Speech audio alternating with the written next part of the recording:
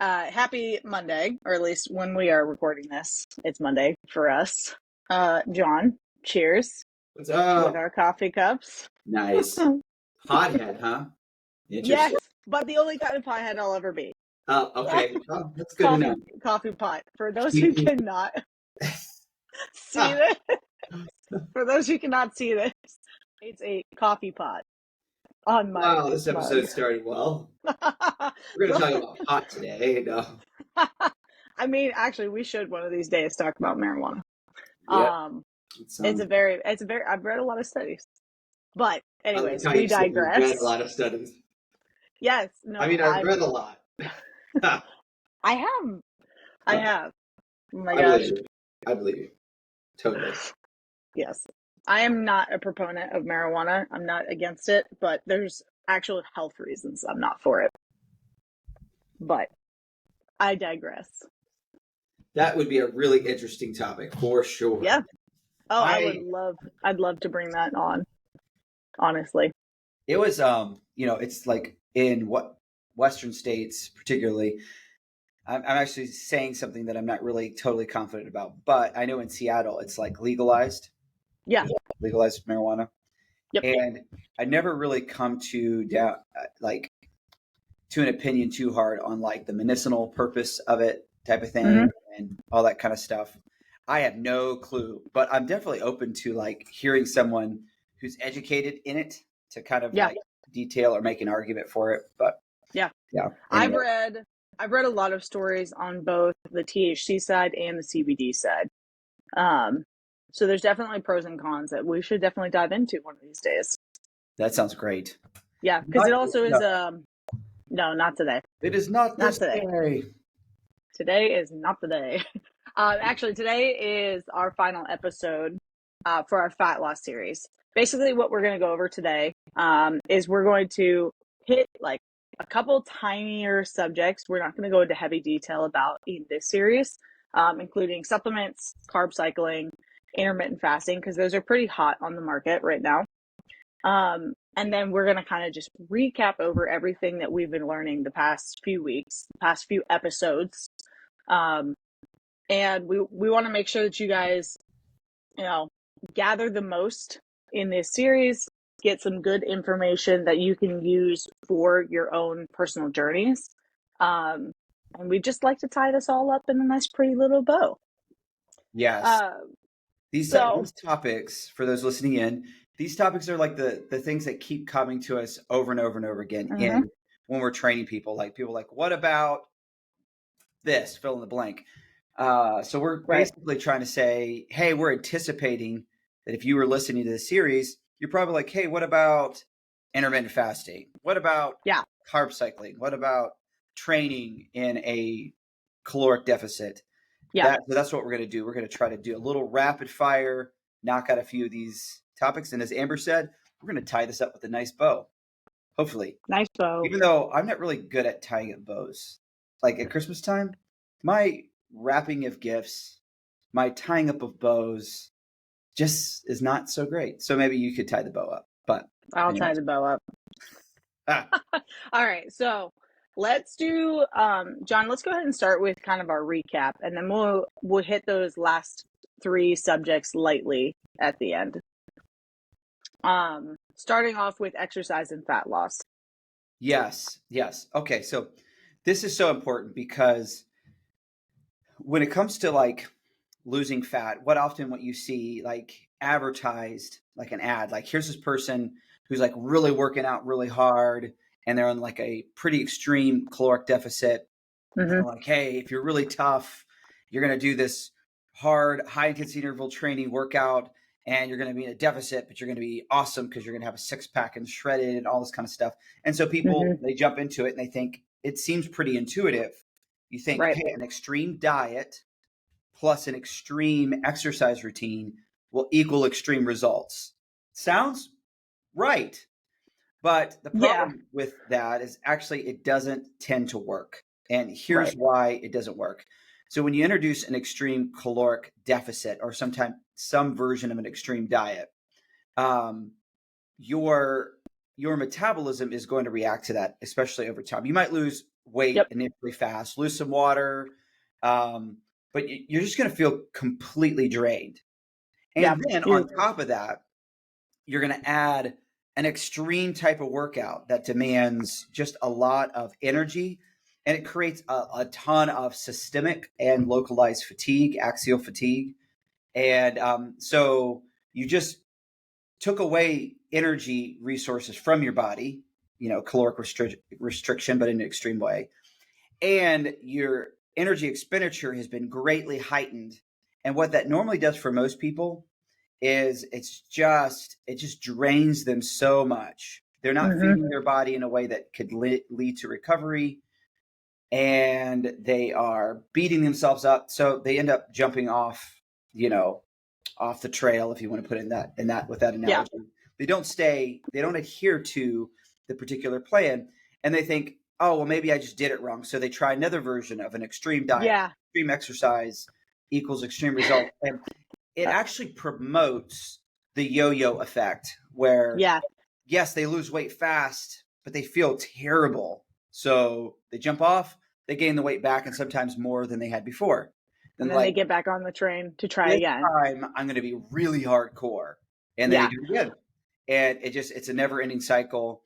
And what we would suggest is actually a more moderate approach. First, a moderate approach with your diet.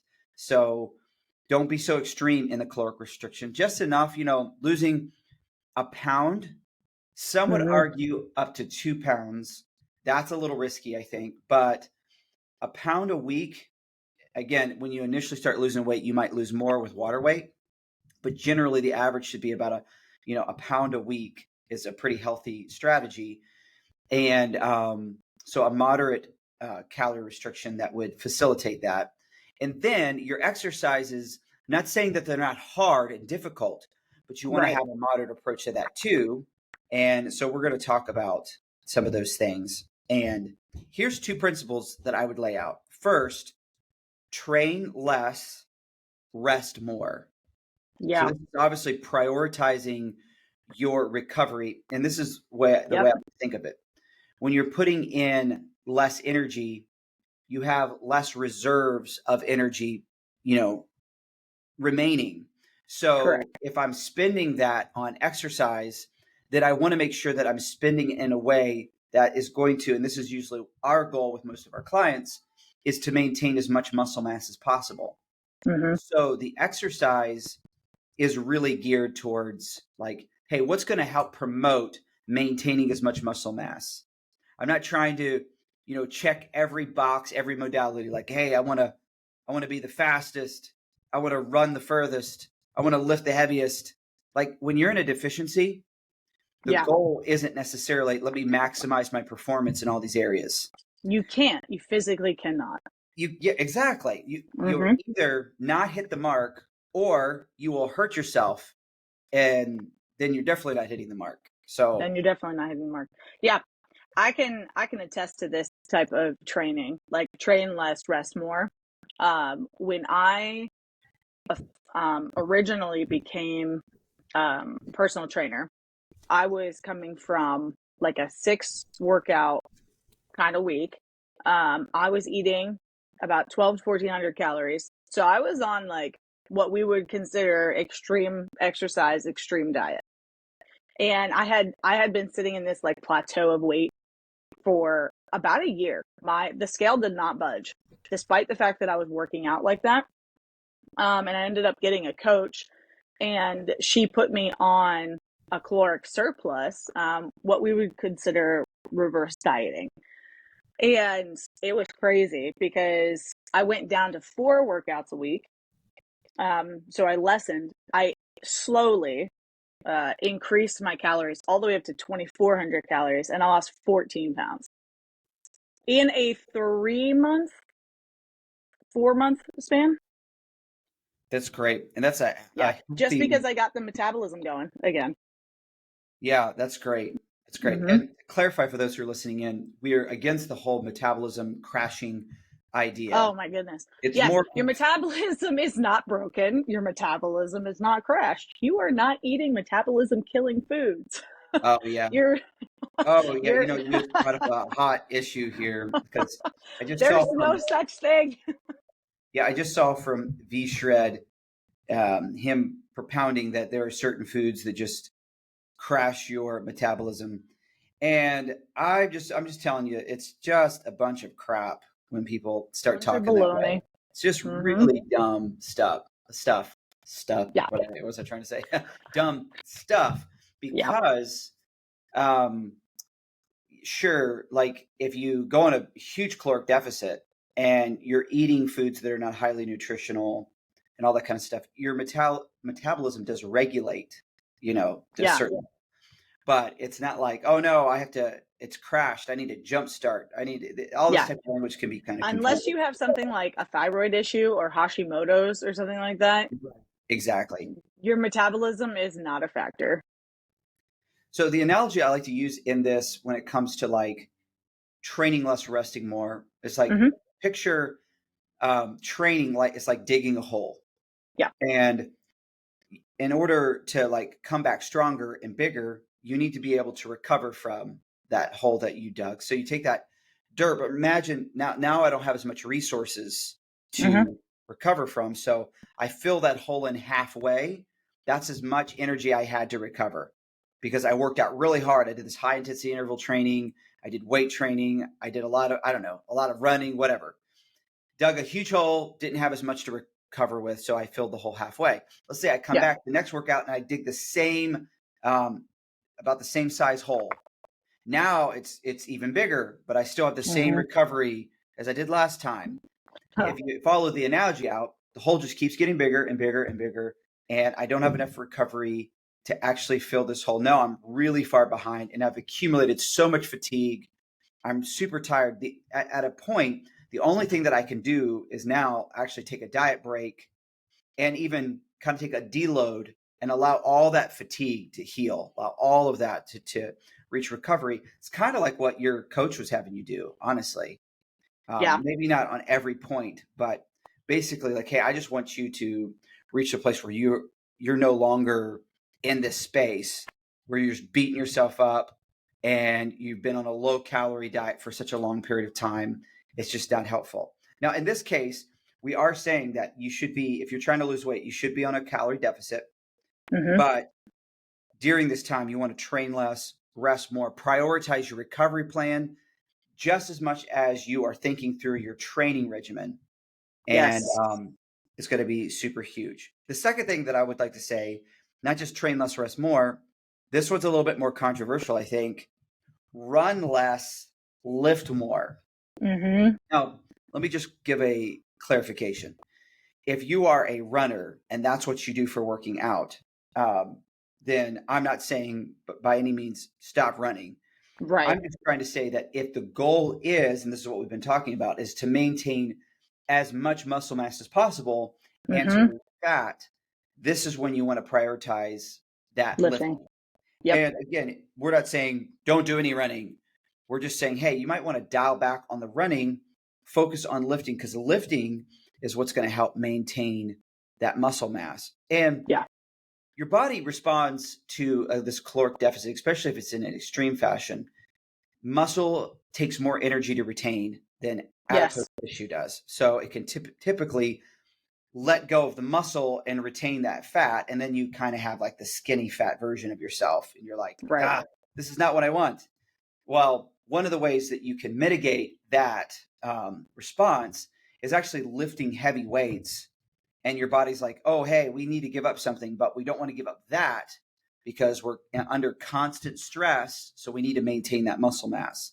So weightlifting in the gym is really not like, oh, how many calories did I burn so I could lose more fat? Now that could be an added plus potentially, but really it's not about how many calories did I burn in the gym. It's did I actually cause muscular tension enough to retain the muscle mass? If I Mm-hmm. can retain that muscle mass, then the more muscle mass that I have, the more calories that I burn naturally. Right. And so I want to try to maintain that as much as possible. And so this is the whole idea of running less, lifting more. Amber, do you want to add some thoughts here? Yeah. I think the biggest thing I want to add here, specifically, is towards like women, of like a lot of what we've been taught is cardio, cardio, cardio to burn fat. And that is just not the case. You actually more effectively burn fat with lifting weights. Between the time of lifting weights and then the actual protein synthesis of recovering from lifting weights, and like rebuilding muscle, you burn more calories than you would in cardio. Specifically, you start to burn fat and actually make like progress in that particular area within about 20 to 25 minutes of lifting weights. With cardio, you don't burn fat until 60 minutes worth of cardio. So that 45-minute treadmill walk, sis, yes, you are using energy, but you are not effectively burning fat.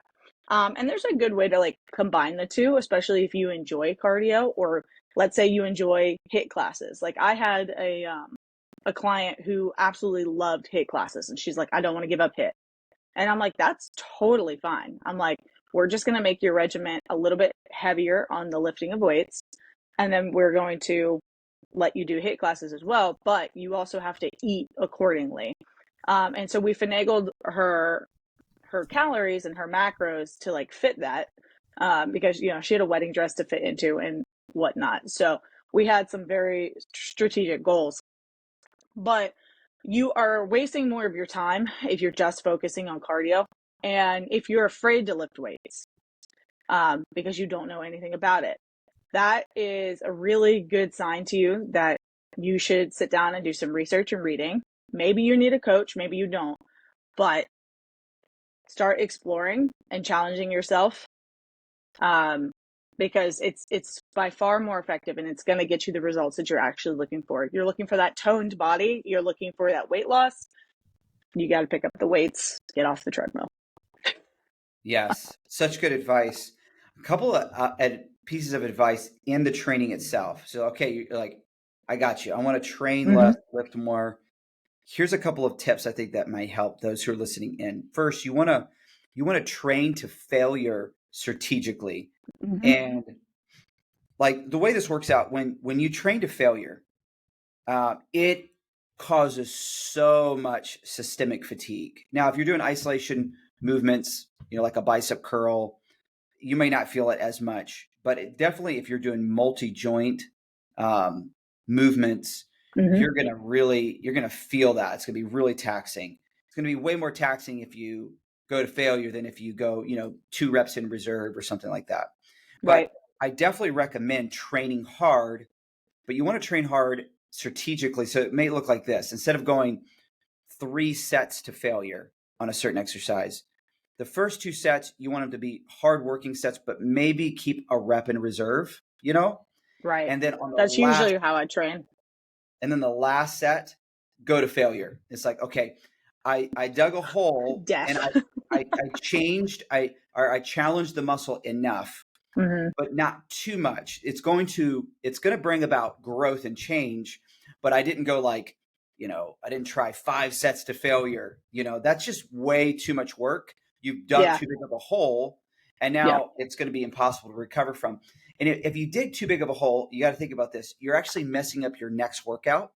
Yeah. And it could throw off your whole training regimen. Like you actually may have to deload soon to kind of way sooner than you should have to. You might have to take a diet break, and you might have to deload because there's so much fatigue there. So you want to ramp up the intensity and volume slowly, especially on a deficiency, so that you win. You leverage the whole programming to see those results. So that's what I mean by kind of training to failure strategically. Then during this time, you've got to expect this, especially if you're a strength athlete. And if you're a strength athlete, you already probably know this. But if you're in a calorie deficit, your performance is going to dip. You're not going to be as strong. It's gonna go down. What I don't recommend is saying, oh, you know what, since my strength gains are going to go, I'm just going to go over and pick up the 2.5 pounders, and I'm going to just do a lot of burning exercises. How long do you have to do bicep curls or shoulder press with 2.5s to actually feel anything? Because I can curl 25, so it would take a while. Yeah, it would take a while, I think, for most people. And what that's doing is just wasting your time. Like Yes. we think that during this time you should lift heavy, have good technique. There's no reason why you shouldn't have to you have to give up your strength goals. But I will say this though, I wouldn't be trying to hit a lot of, or really any, in my opinion, I wouldn't hit any, but definitely limit your trying to hit new PRs, 1 rep maxes, all that kind of stuff at a deficiency is No. setting yourself up for No. injury. Yeah. It's Yeah, just, absolutely not. Yeah. If you look at anybody who's in like the strength training world, when they're revving up for a competition and they're actually working towards their 1 rep max, they're not doing any of their extreme heavy lifting yeah, uh, in a deficiency. That's just not, if they want to actually be successful. I've been to a few competitions with my friend Ian, and he's really strict when it comes to like his diet through the whole process. Like he tracks everything.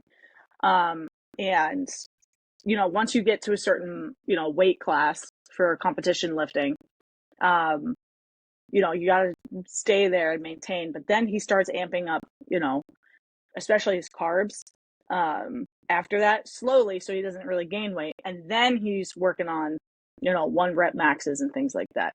But that's also, yeah, that's something you do not want to do and promote an injury within yourself. That would be yes, horrible. yes. Now, like if you're a athlete and you're trying to cut weight and prepare for a competition, there's obviously, some. You got to coach at that point, though. Exactly, Yeah. exactly. But generally speaking, just for strength gains, I would say don't give up on doing strength training exercises. You might want to push the rep range a little bit higher, like maybe shy away from the 1 to 3 rep range. I think the 3 to 5 rep range could still work fine, but I would even push it higher and focus on, hey, I'm going to try to maintain as much muscle mass as Yeah. possible. And the maintaining muscle mass a lot often correlates with me actually pushing myself closer to failure. Mm-hmm. The heavier the weights, so if you're that 1 to 5 rep range, it can actually be hard for you to push yourself to actual failure in those rep ranges because it's a little bit scary to lift that heavy weight and be Yeah. in efficiency. So you want to push yourself up. So if you still want to hit strength training goals, my recommendation is actually hit between like the 5 and 10 rep range is a little bit safer, but it's weight that you can control. And if your strength uh, levels are dipping, you're still in a range that is safer. So that's what I would Mm-hmm. recommend. I like to say technique over strength gains because what I want to do during this time is like, hey, I know my strength's going to dip, but I can keep honing my technique so that when I come back with my calories being at maintenance or surplus, I'm going to be better because I really honed my technique when it was the hardest, Mm-hmm. for me to do so. So that's what I would do.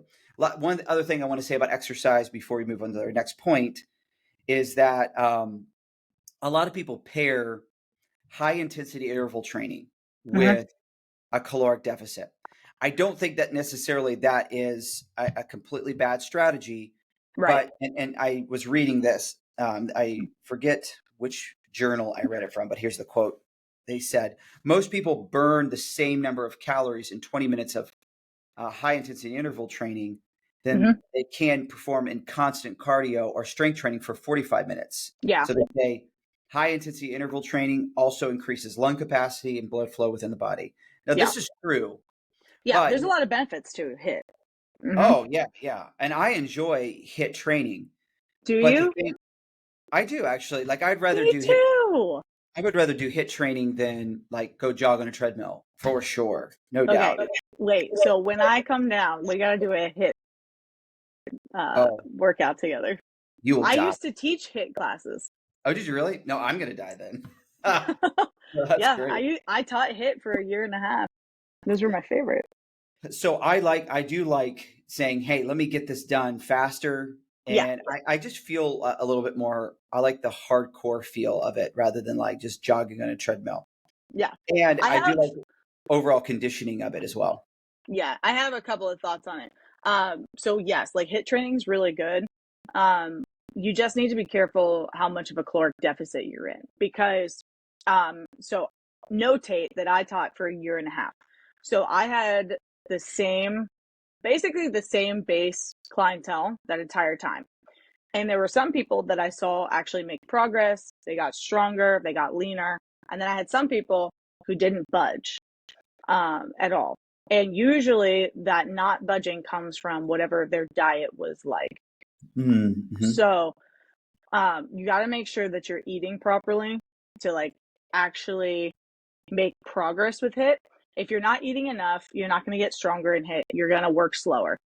If you're eating like in an extreme surplus, then you are not going to lose any weight, but you will get stronger. Hands down, you're going to be building muscle in that surplus. So there's pros and cons to it. So if you have a good idea of what you should be eating while doing HIIT, if that is your favorite form of working out, or it works best with your schedule, I'm all about it. But if you have a specific goal, make sure your diet lines up with that goal. Yes, yes. That's a really good point. And Mm-hmm. to roll off of this quote that says, hey, you burn more in 20 minutes of this than you do in, other forms of cardio, just on a treadmill, and 45 minutes or just weight training. It's true, but there's a cost with that. Being able to do this faster just means that you're going to accumulate more fatigue. It's going to be more, obviously, just your heart rate's going to be higher. The exertion's higher. You're going to have a higher level of fatigue that follows. And so if you're low, to your point, Amber, if you're really low on calories, and again, you have a high level of fatigue coming from the exercises, it's going to be harder to recover from, and you're probably just going to feel bad. There are a few kind of freaks of nature out there where people are just like, I just love the pain so much. Yeah. Yes, I have a friend that's like that. There's a few people that are like that. More power to them. I would just say most people aren't that way. And I would still argue, even with the people that are like, I love this, there's probably a healthier way, more sustainable way to get where they're going. But hey, to each his own. To each his own. Totally fine with that. But just keep in mind, yes, it's faster, but is it sustainable? Oftentimes for most people, it is not.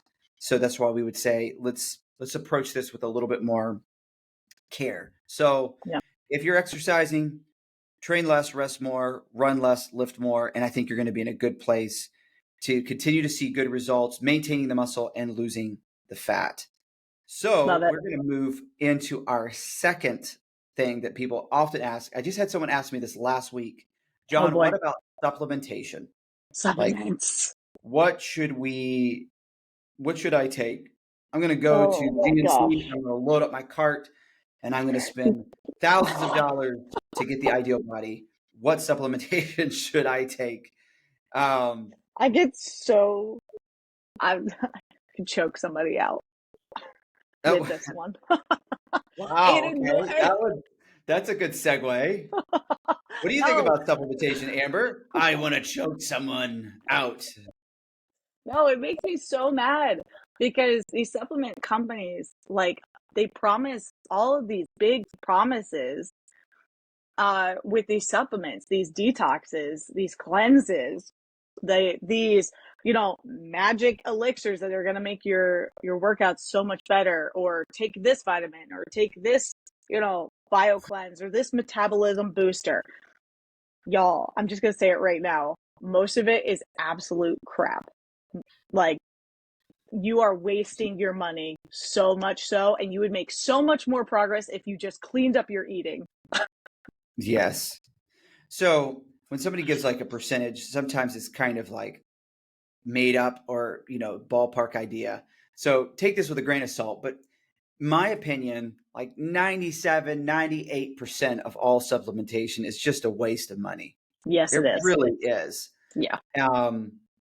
And even the good supplements are just giving you like just marginally more results, but it's not anything that's going to be like breathtaking. They've changed this a little bit in the supplement world, but I remember back in the 90s, early 2000s, they used to have like these huge bodybuilders on the side of a protein thing. And the idea was that you take this protein, you're going to look like that. You're looking like Ronnie Coleman. I don't know if you know who Ronnie Coleman is, but he's a big, huge bodybuilder. Shockingly, I do know who that is. Yeah, lightweight, baby. I love this stuff, man. He's great, but such a fun personality, by the way. He's a great guy. But Yeah. yeah, but you would think like, oh, if I take this protein, and then it's just like, oh, you have the protein, but you need to stack all these things. You need to get a BCA, amino acid type stuff. You need to get fish oil. You need to get Mm-hmm. this protein. You need to get this pre workout. You need to get not only a whey protein, but a casein protein. So Yeah. that's that slow release.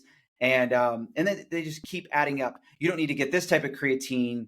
You need to get this specialized creatine that Yeah. actually helps in some special way. And they have Or it a all. custom creatine to your type, your gut type. That's Oh one I yeah, saw recently. I was like, what? yeah. Oh, that was actually a new one on me. That's kind of cool. Not cool in a good way. Just kind of cool. Like, oh wow, another something that somebody's going to buy. Yeah. So it's just a lot of crazy. So basically, the big movers of seeing body recomposition and change is training hard enough to bring about muscular adaptation, Mm-hmm. feeding your body with good, healthy nutrition. And we covered that in other podcasts, so we won't dive into that deeply. And then getting some really good rest and sleep so Mm-hmm. that you actually, your sleep is like the miracle drug for recovery, Yeah. getting really good sleep. These are like the fundamentals. And there's other things that people might add to kind of de-stress a person. Like somebody says, well, hey, like you need to find yourself outside, walking in nature, having community with Yeah. people. We're people that are kind of built for community. There's other things that people add, but these really fundamental traits are, um, you need to work out hard, you need to feed yourself well, and you need to get good rest and just have that on repeat. Now, supplements, Mm-hmm. just to kind of come back to that, to come full circle, they're not necessarily all bad, but they're Right. designed to supplement what you don't get in your diet. Right. And so that's where the conversation needs to be had. If you want to maximize your potential, you might say, hey, I might need some supplementation. So here's a couple of things that I recommend. First is a good protein powder. And Yes. I do consider that a supplement because I you're was gonna ask. yes. I consider it a supplement because you're supplementing you're getting this protein powder in because you couldn't get it in regular food during the Right. day. And it's a great way to say, okay, I'm not eating enough protein, but I could down a shake. And in Mm-hmm. these shakes, like I took a shake this morning, and this is including the milk, it was over 60 grams of protein. Mm-hmm. Like that can be hard for somebody to get in the Yeah. morning, You'd have to eat 7 ounces of chicken to get that, and that's heavy. Some people don't like chicken in the morning, so if they want breakfast Well, food, like yeah, that too. each egg is 6 grams of protein, 6 or 7 grams of If you protein. eat 10 eggs. Yeah, I mean to get that, I mean you might throw some other things in, but even like if you eat bacon doesn't have that much protein in it. No, bacon does barely has protein in it. It's a lot of fat. But Yeah, 65% fat. wow, that's interesting. Um,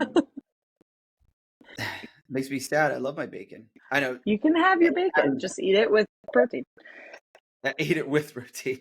Mm-hmm. Like sprinkle protein powder on your bacon. That sounds gross, Ew. right? So that's a supplement that you could take. A couple more ones that I would recommend during a deficiency Mm-hmm. is just to kind of rattle off some things. Protein powder. I would recommend creatine, both for men and women. Actually, I think that's Uh-huh. a great one. You don't absolutely need it, but it can give you a little bit of an edge when it comes to performance in the gym. Mm-hmm. And without going too much into the science, creatine helps hold on to water in all of the good ways Mm-hmm. in your muscle. And it allows you to probably get a couple extra reps than you normally would if you were not on creatine. And so those couple extra reps are going to equal more muscular adaptation, or at least more retention of muscle, so Right. that Fun people that fact, I've never used creatine. never use creatine. Oh, that's Not interesting. once. So we should try Well, that. yeah, we Or should. I was gonna say we should definitely discuss that, considering our future plans. not everybody responds to creatine exactly the same. Like some people, like they absolutely notice it, and other people are like, I don't really notice it. But Mm. usually some people, there's some debate on this in the literature on creatine, but like sometimes you have to go through like a loading phase to where Mm-hmm. your body is actually saturated with that creatine. Yeah. And but you don't really necessarily need like a loading phase, or just realize it's going to take a couple weeks for me to feel the effects. 5 grams a day is efficient. I wouldn't really go over 10 grams of creatine a day. 5 is usually pretty efficient, and it helps retain that muscle, like I said. But it's been studied to help your brain function. If Mm-hmm. you're in a caloric deficit, you might feel a sense of a fog. You're tired. Your brain feels a little bit foggy. Yeah. Creatine can actually help you maintain that mental clarity and focus as Alertness. well. Yeah, so that's Maybe I good. do need it. Ah, yes. Here we go. And then something like a multivitamin Yeah. um, Yeah. is I'm a good. big proponent of vitamins. Yes, because a lot of times we just don't eat enough variety of fruits and vegetables and stuff to get like Yeah. the the vitamin breakdown that we need. And so I Right. would recommend getting a multivitamin. Another thing, like they don't, they're- we're not a sponsor of this company, but like something like AG1 is like a supplement. It's like a green supplement that has tons of vitamins and minerals in it. And if you Yes. just want to kind of knock it out with one big bang, Yeah. that could I be have. something. Yeah. I was gonna say I've had that brand before. I also have another brand. Again, we're not affiliated, but Nutrilite is a Okay. really good clean brand as well. Yeah. I've But I never. do want to side this of guys. We're not saying you can get your vegetables in with this greens supplement. Like you still have to eat your vegetables. You need to eat your Oh, vegetables. really? Come on. No. I'm gonna be really blunt. This is how I am. So obviously, anybody who's been listening to this podcast for any significant amount of time knows, like, I'm more of the nutrition side, at Mind and Body, and John is a little bit more on the physiological side. Um, but most Americans do not eat more than a cup of vegetables a day. And the reality is that in our natural state, in our healthiest state, we should be eating like 5 to 6 cups of vegetables a day. And your greens do not knock out a cup of your vegetables. Like, no, that's just something completely separate. I've had so many people ask me, oh, well, if I take a green supplement, that counts, right? No, it does not. Your body still needs the vitamins and minerals and fiber directly from actual food. Um, so as much as I am a proponent of getting like these extra um, vitamins and minerals from a supplement like greens, it is not to replace what you should actually be eating. Okay, So rant over. I don't disagree, but I want to push back a little bit if I can. You ready, Oh, Amber? by all means. Yes, let's fight. Ready? What do they say in Street Fighter? I forget it now. Forget it. Round one. That's it. Round one. Fight. Okay, I got it out. Um, so when you say it doesn't replace the vegetables, so I'm just trying to follow the logic here just a little bit. So when we get protein powder, does that replace like actual protein that we get in our food? Like I'm talking about like the amount. So let's say I need 180 grams of protein. So I get 50 of it, or maybe say 60, 70 of it from protein, and then I get the rest from food. Would you say, that other protein doesn't count? It has to be the real food. Or would you say, oh no, it actually works. You're supplementing. Wouldn't it follow that what you'd get from like the greens, if it has the actual vitamins and minerals in it? No, because it's missing some crucial stuff. So I'll clarify. This was a good argument, but so with protein powder, you are legitimately getting protein and you're getting good solid calories, right? So it is food. With a greens powder, you're getting maybe 15 calories in a scoop. Most of that is they take the vitamins and minerals and micronutrients and boil it down into that little tiny like tablespoon-ish scoop, right? It's about 15 calories, you throw it in some water, you chug it. You get the vitamins. It's like taking a multivitamin, but it's vitamins directly from fruits and vegetables. You do not get anything else. You don't get the fiber, you don't get the carbs, you don't get anything else from the vegetable that is also crucial for you, especially on the fiber end of things. So you still need that. I got you now. So what you're saying is, it's not like it didn't work for what you're not saying. Well, you got the vitamins, but they're not really the vitamins that you need. You're saying it is the vitamins, it is the minerals, but it's not getting everything that you would have gotten. You're not getting the sustenance of the vegetables. Okay, that makes sense now. I'm with you, boss lady. I got you now. Now that's good. Now that's helpful. See, I Yep. probably asked a question that somebody'd be like, wait, I thought like I would be getting it in this. That's a really good point. And Yeah. I think this comes back to even with protein powder, just to kind of come full circle, I think it's still better. It's preferred to get the protein in actual foods. Get as much protein as you can in actual food. Yeah. Yeah. And Mhm. also, just to state this too, just like with like the way people's gut responds to powders Yep. in excess amount can cause like inflammation, irritation in your gut. It doesn't always have to be that way. I'm not saying that protein powder is bad for your kidneys or something like that, but No. a lot of powdered drinks and stuff is probably just not as good as just good, solid, The regular actual food. food source. Yeah. So, I like to tell my clients, if you eat 90% of your food as people from, the 1800s or before, you'll be very healthy. fair 1800s enough. and before. Yeah. I bet you they had GNC back then. That's why they were healthy, Amber.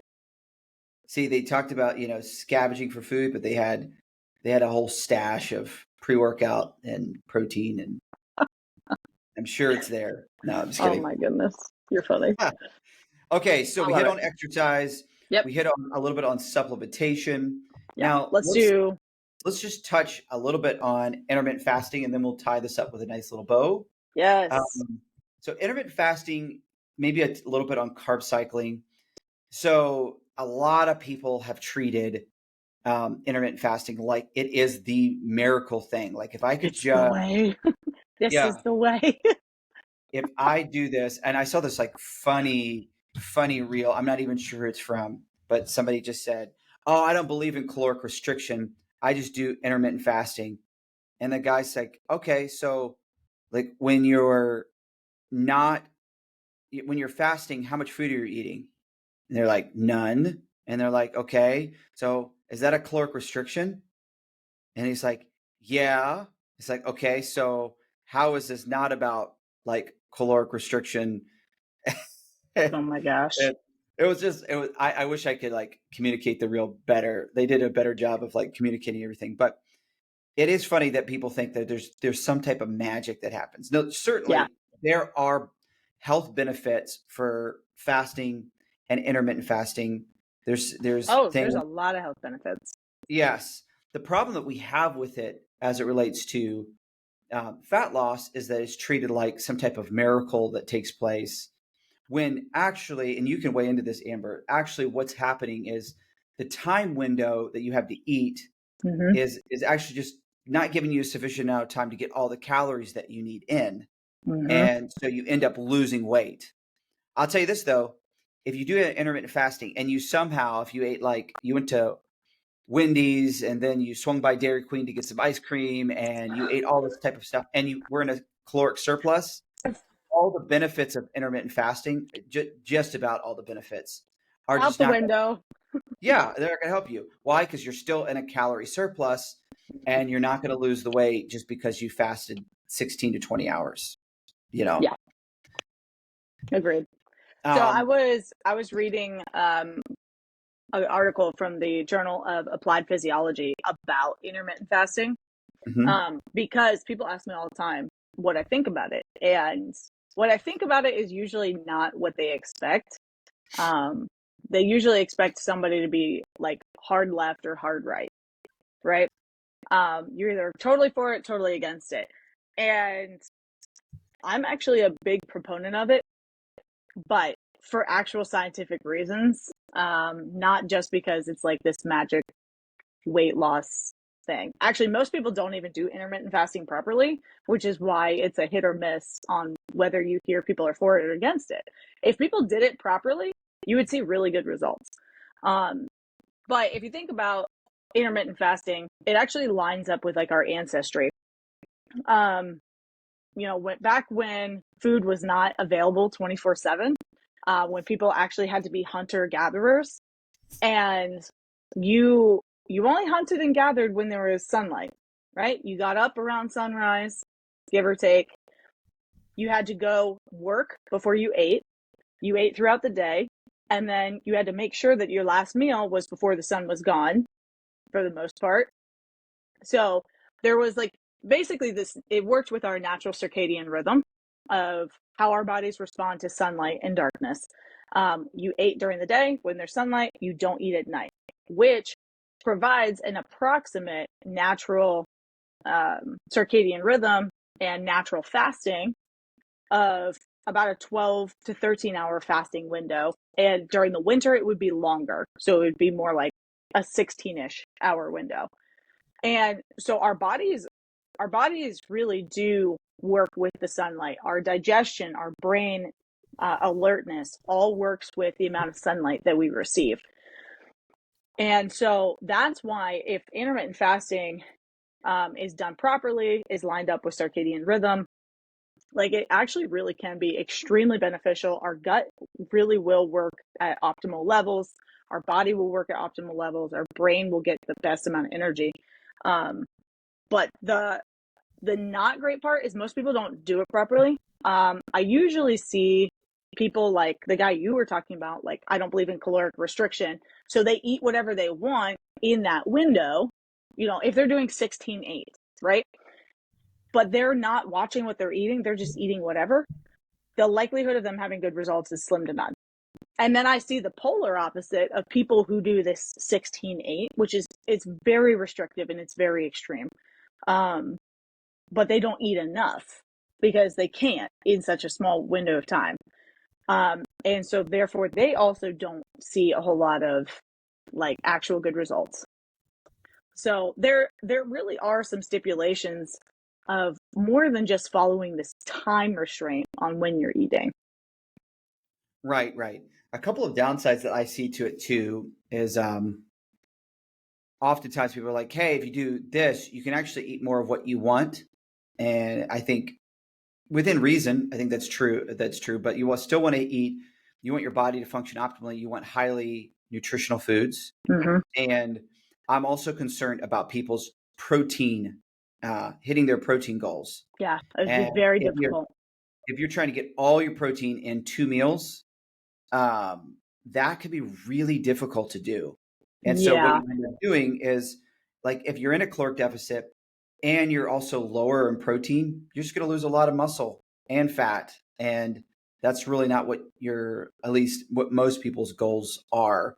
And so if you don't care about muscle, which I think you should more than an aesthetic reason, Mm-hmm. because muscle is the organ of longevity. I Like, was gonna say, yeah.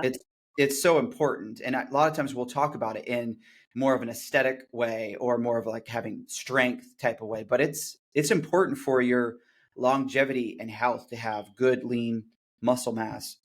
But yeah, I think the protein aspect of it usually ends up suffering, but for some people it works. I think they get up, they don't eat the first thing in the morning, and they get to work and they have great mental focus.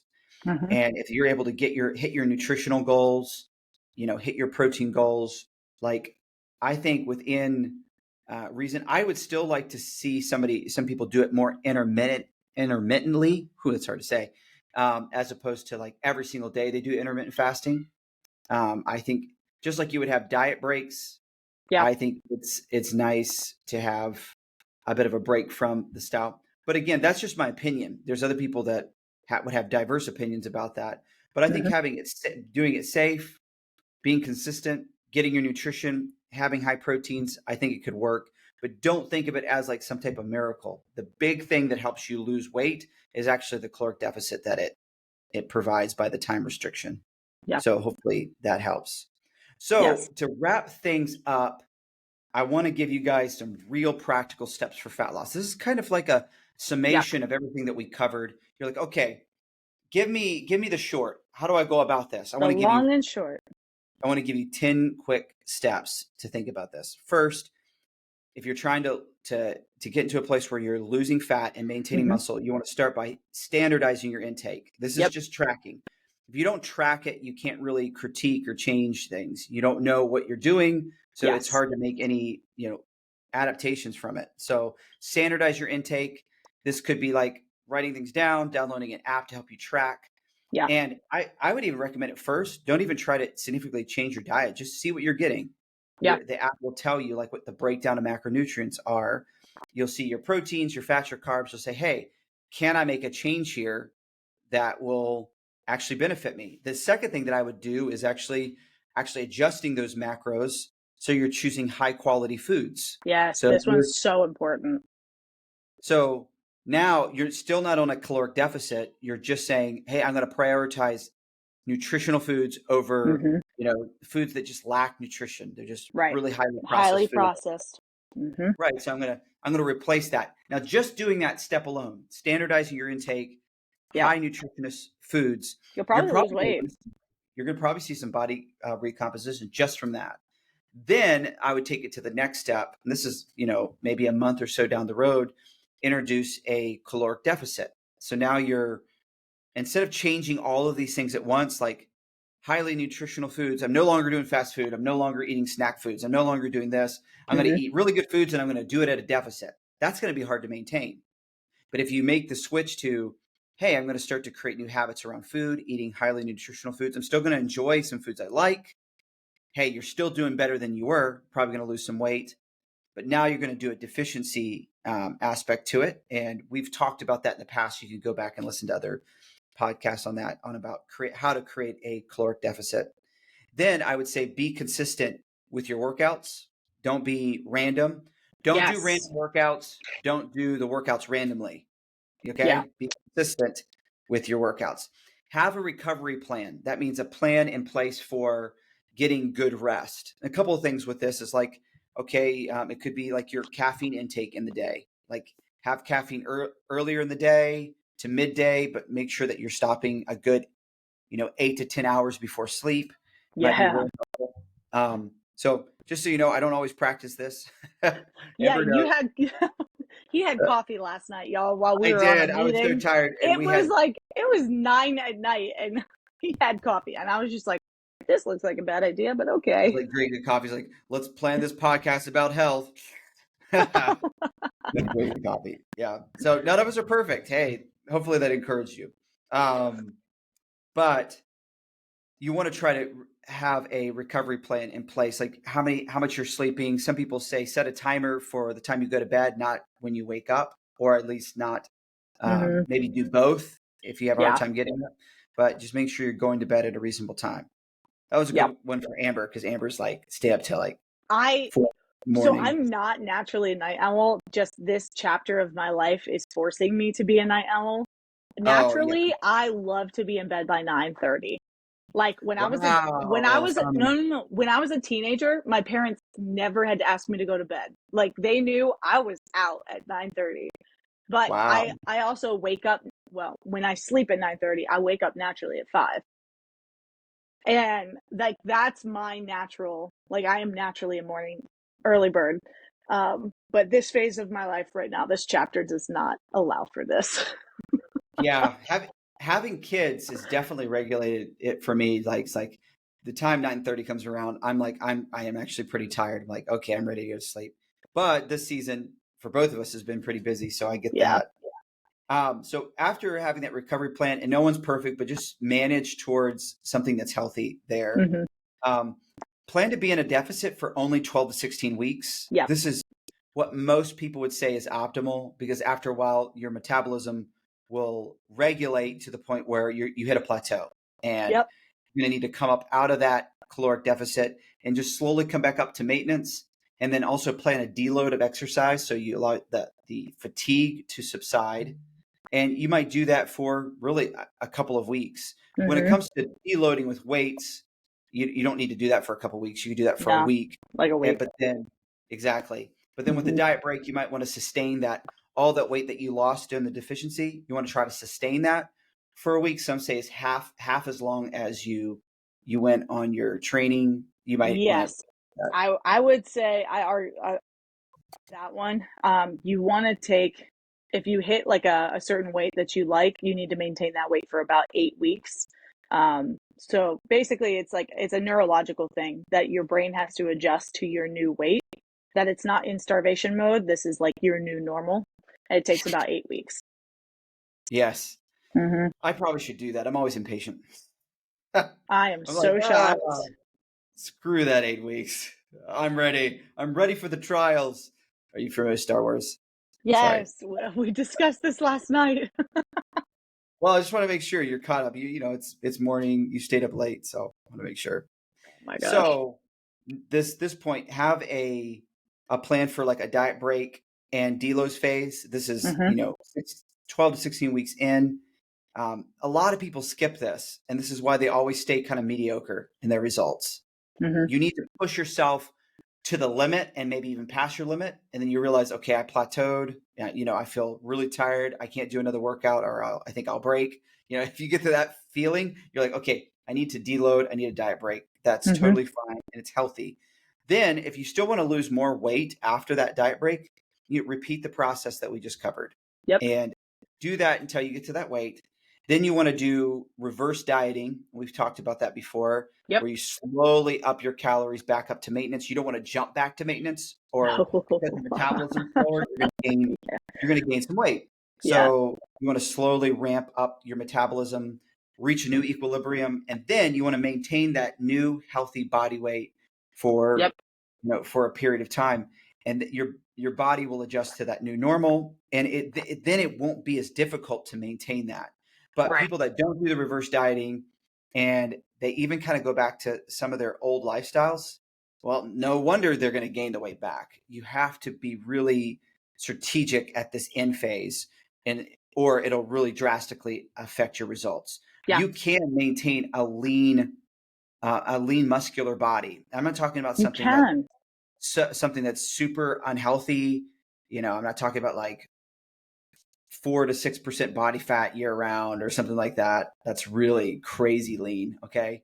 But could a guy healthily hold 9 to 10% body fat? Absolutely. They Yep. can. And by just the for way, the women on this one, the lowest you should be is about 18 to 20% body fat. yeah, I was actually going to have you weigh in on the percentage there. Exactly. That should be the And leanest. leanest and meanest. Yeah. Sorry. Sorry, I didn't mean actually mean. If you are just listening in, Amber gave me this glare. I was like, oh, okay.